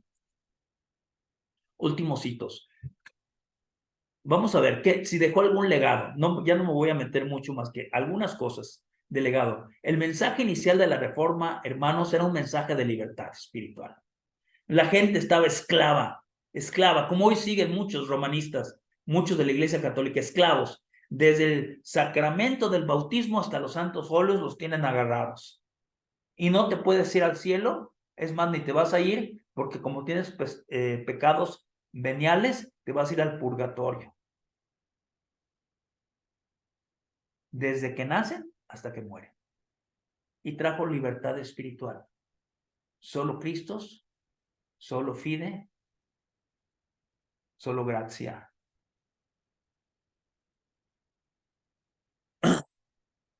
Pretendía sacudirse las cadenas de la Edad Media y regresar a lo que había sido la predicación del cristianismo primitivo, amados. Sin embargo, la reforma no nada más impactó la parte espiritual, también socialmente y la económica. Miren, donde se implantó la reforma, amados, esto es algo muy importante. Se implantaron escuelas y universidades. En toda la parte septentrional de Europa, ¿por qué empezaron a distanciarse mucho la parte sur de Europa con la parte norte? O en el Imperio Americano, ya con el descubrimiento de América, del río Bravo hacia arriba y del río Bravo hacia abajo, dependiendo si éramos católicos o reformados. Ellos, donde se implantó la reforma, se implantaron escuelas y universidades públicas y gratuitas. Por ejemplo, en 1536 la Reforma creó la primera escuela obligatoria, pública y gratuita de la historia universal en Ginebra, o sea, con Juan Calvino. Lo hizo porque un protestante, vean, es muy sencillo, un protestante que debe meditar a diario en la Biblia no puede ser un analfabeto. Tiene que saber leer y escribir. Es más, los índices de analfabetismo empezaron a caer estrepitosamente en los países de la Reforma. Eso es un legado social. O sea, Occidente no sería como es si no fuera por la Reforma. Ahora vamos a hablar de la ciencia. Dice César Vidal, que ya mencioné hace un rato en su libro El legado de la Reforma. El apego a las escrituras provocó que en el campo de la Reforma naciera la revolución científica, del método de observación desde Francis Bacon a Isaac Newton, pasando por Kepler, Faraday, Linneo y Dalton. La historia de la ciencia es una historia teñida de protestantismo. John Hawley, un periodista contemporáneo, dice: El 86% de los premios Nobel científicos de 1901 a 1990 han sido protestantes o judíos. O sea, entre 64% protestantes y 22 judíos. Pero curiosamente, incluso estos judíos habían desarrollado su labor en naciones de raíces protestantes. La economía, hermanos, la economía. ¿Cuánto nosotros aprendimos? Y mucha gente todavía lo cree, que el trabajo es una maldición. Porque como Adán pecó, entonces Dios le maldijo de que tenía que trabajar. Pero la iglesia protestante, los reformadores, rescataron el trabajo individual, diciendo que desde el huerto del Edén había trabajo asignado por Dios a Adán antes del pecado, donde él tenía que administrar el huerto del Edén, y eso es una bendición. Y vean ustedes la perspectiva completamente 180 grados de diferencia. El trabajo una maldición, el trabajo una bendición. Así como lo creen los judíos. Dicen, ¿por qué son tan ricos los judíos? Porque creen que el trabajo es una bendición. Pues también la reforma protestante trajo esa idea. Y es bíblica. Y no que el trabajo es una maldición. Y otro de los puntos muy importantes, estoy terminando, amados, 2 laminitas, dice, en general, la reforma cambió también la perspectiva del hombre para con la mujer. No nos podemos adentrar mucho, pero se podría hablar mucho de la perspectiva del hombre hacia la mujer. Pero simplemente estos 2 versículos, amados. Voy a leer el de Pedro. Y vosotros, maridos, igualmente convivid de manera comprensiva con vuestras mujeres, como con un vaso más frágil, puesto que es mujer, dándole honor como a coheredera de la gracia de la vida, para que vuestras oraciones no sean estorbadas. Los protestantes, si no al 100%, en un alto porcentaje, y si no completamente, pero sí sinceramente buscamos hacer esto, porque conocemos la palabra de Dios, creemos que es la palabra de Dios y queremos agradar a Dios, y por eso nosotros entendemos que esto lo tenemos que hacer. Dice, maridos, amad a vuestras mujeres, así como Cristo amó la iglesia y se dio a sí mismo por ella. Cambió la perspectiva. Finalmente, amados, en fin, la reforma presenta una enorme actualidad para aquellas naciones hispanoparlantes como las de nosotros, que nunca se vieron afectadas por sus valores concretos extraídos directamente de las Escrituras. Y está cambiando, y está cambiando. Cada vez somos más, hermanos. Y ya son 5 para las 11, ya no le voy a seguir, pero está cambiando. Está cambiando, cada vez son menos los romanistas y más nosotros. Pero toda la gloria, y esa es la quinta sola, soli deo gloria. Romanos 11:36 dice, porque de Él, y por Él, y para Él son todas las cosas, a Él sea la gloria, para siempre. Amén. Amén. Gloria a Dios. Dejo de compartir. Se acabó, amados.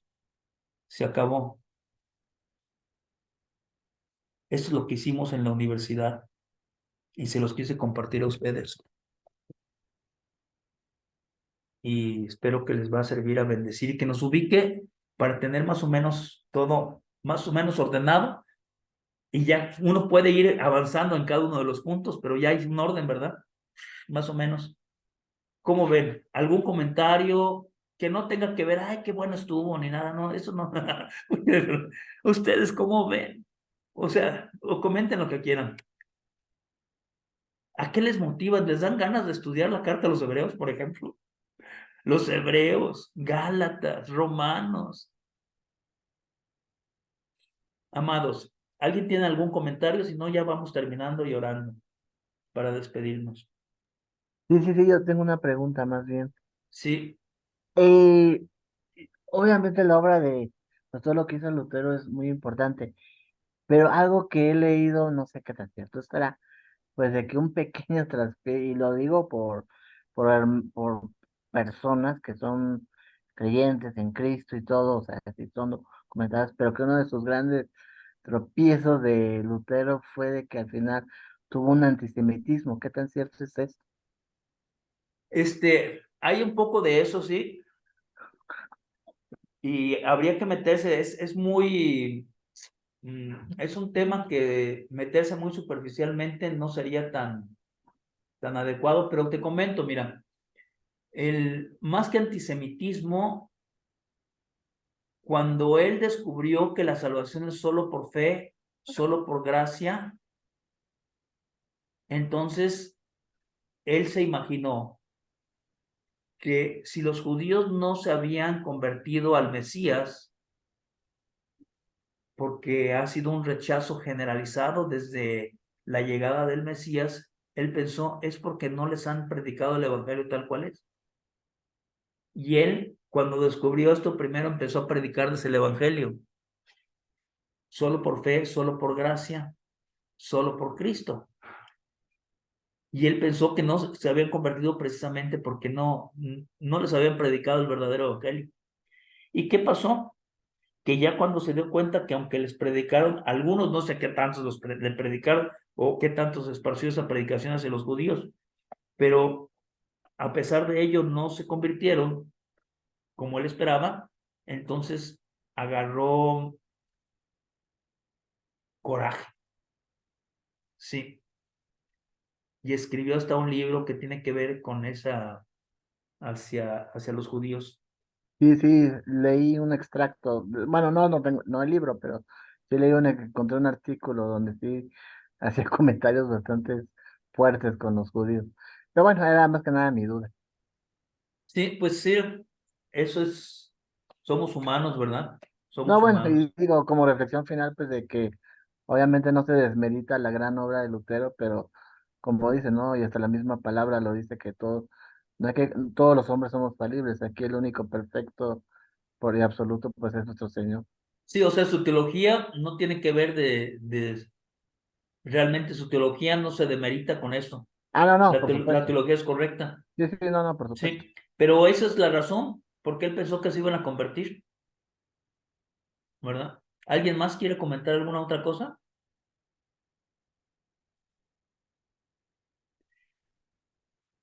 O ya me mandan a dormir. Si no tienen nada que decir, pues es que todo está claro. Gloria a Dios.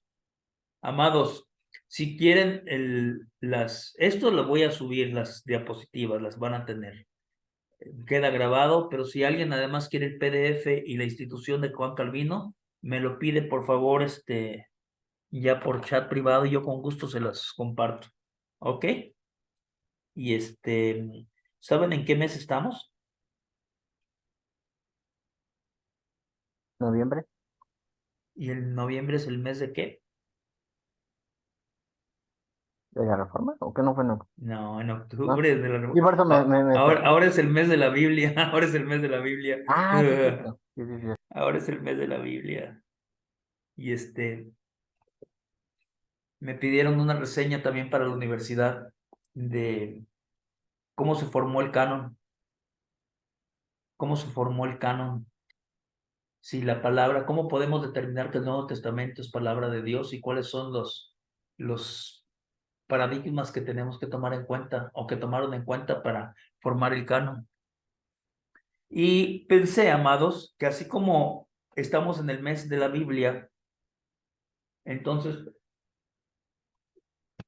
si ustedes gustan, están de acuerdo a esa conferencia que voy a dar en la universidad, antes de seguir con Efesios, como la voy a dar en esta semana, a ustedes se las comparto para que la tengan también el día lunes. ¿Cómo se formó el canon del Nuevo Testamento? ¿Por qué? O sea, la pregunta que uno se tiene que hacer, los libros, o sea, que algunos hacen, tenemos que tener respuesta. ¿Los libros del Nuevo Testamento son todos los que son? ¿O están todos? ¿O cómo sería? A mí se me vuelve- ¿Son, ¿Son todos o debieran ser más? ¿O debieran ser menos? ¿O por qué están ahí? ¿Quién los escogió? ¿Quién los canonizó? El canon significa regla. Bueno, pero eso ya eso se va a platicar y va a ser algo así, creo que un poco más corto que esta. ¿verdad? Y también es bueno que conozcan cómo se formó la Biblia, que lo conozcamos nosotros los que estamos aquí. Entonces, amados, vamos a despedirnos en oración, por favor. Empezó orando Rodrigo, ahora una hermana que nos ayude en oración para irnos, Elizabeth Gómez, por favor, si nos puede ayudar en oración para despedirnos. Sí, maestro, buenas noches. Saludos a todos. Gracias te damos, Padre, en el nombre de Jesús, por este tiempo tan valioso que hemos pasado, que nuestro maestro Ernesto ha sembrado en nosotros. Nos motiva a amar tu palabra, a valorar desde el trasfondo cómo se dio toda esta gran reforma, Señor. Gracias. Y hay una gran verdad que debemos de caminar siendo reformados cada día por tu palabra, Señor. Gracias. Bendecimos la vida de nuestro Maestro, la vida de cada uno de los presentes, que se convierte en un conocimiento, pero va más allá de nada más adquirir conocimiento, sino de transmitir a los demás lo que tú nos enseñas. Gracias en el nombre de Jesús. Amén. Amén. Gracias, Maestro. Amén. Amén. Gloria a Dios, amados hermanos. Nos vemos y como terminó acá, Soli Deo Gloria. Así termina igual. Bendiciones. Bendiciones, solo Dios. Buenas Adiós. noches. Buenas Bendiciones. noches. Gracias, Maestro. Bendiciones.